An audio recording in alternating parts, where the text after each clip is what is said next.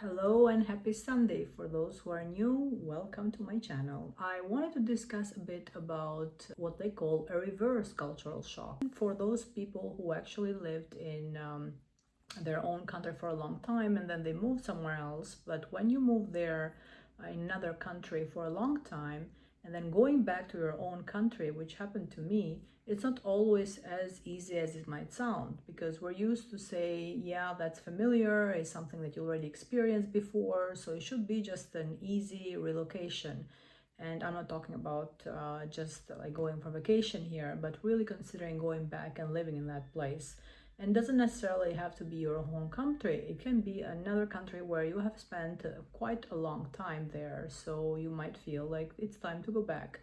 And all of a sudden, you go back and you find yourself not feeling so comfortable, as if you're doing yet another relocation. Why that happens is because it's not that you have been just traveling in other places. It's been a place where you maybe built another identity. Maybe you got accustomed with new routines and new ways of living, new mindset. And that happened to me multiple times. I lived in 5 countries, including my own home country. And I spent 10 years in Italy, 10 years in US, and I'm originally from Albania, which means that I spent half of my life away from my own country, actually more than half away from my home country.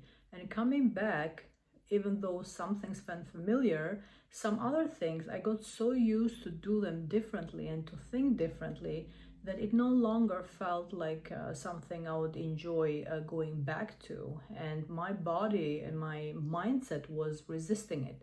Before you just think that, oh, I'll go back to my home country, or I'll go back to the place I've been before, if you're not liking a certain country where you're at right now, you also have to consider and do the trade-off and see where is the balance that you want to have, because it doesn't mean that necessarily going back to that country things would feel the same, or you might not be the same person anymore. So you have to do some sort of trade-off. At least that's what I had to do with myself, and even allow myself the space for this to happen.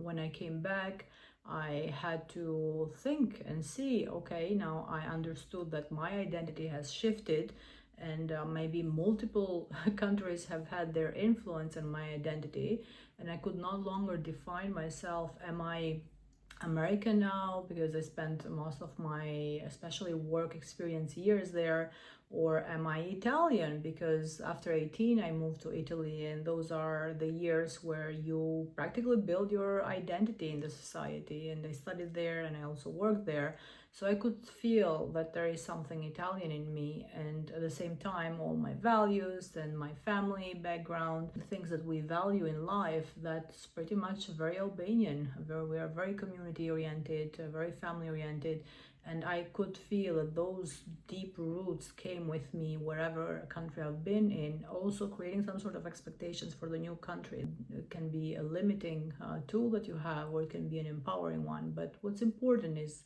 for me at least, that I felt now was clear and even accepted that my identity has shifted, and the fact that I came back doesn't mean that I will be fully feeling comfortable, and that's fine.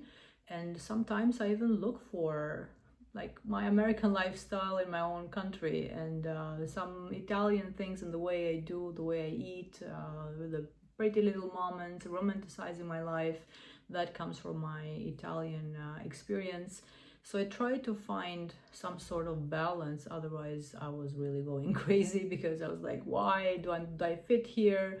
Even from my own family members that could not understand what's going on with me, because you are in your own home country. Why are you so feeling like you are a tourist all the time? But also this constant chasing of wanting what I had in another country and another one was something that was not helpful to me, and I had to learn to just let go, or as I said, to find a mutual space where I can bring what experiences I had in my home country, or if you go to a country that you have been living with for a long time, you can bring some of that in you. And I do see that actually influencing, which is good. I don't want to change my country. I don't want to change the way people live. But at the same time, there are some beneficial things that I've experienced in other countries that I wish they were here.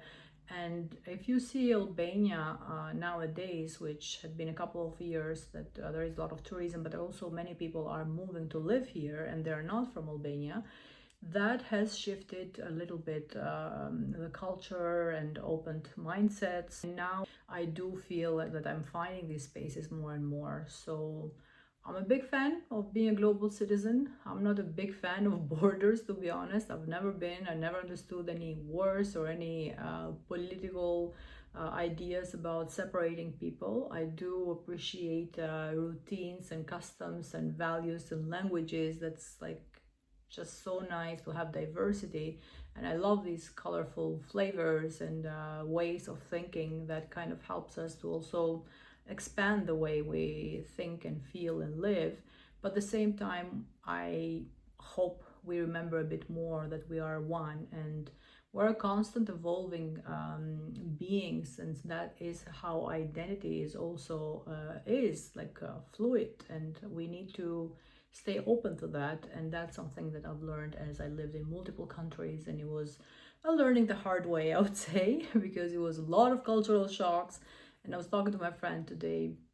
We talked about me going back to where I lived in Amsterdam and the way I experienced it initially. Some of the things, even though it was my third immigration, I felt it's gonna be just a smooth one because, you know, I'm the immigrant. I've been living in multiple places, so I know how to deal with change.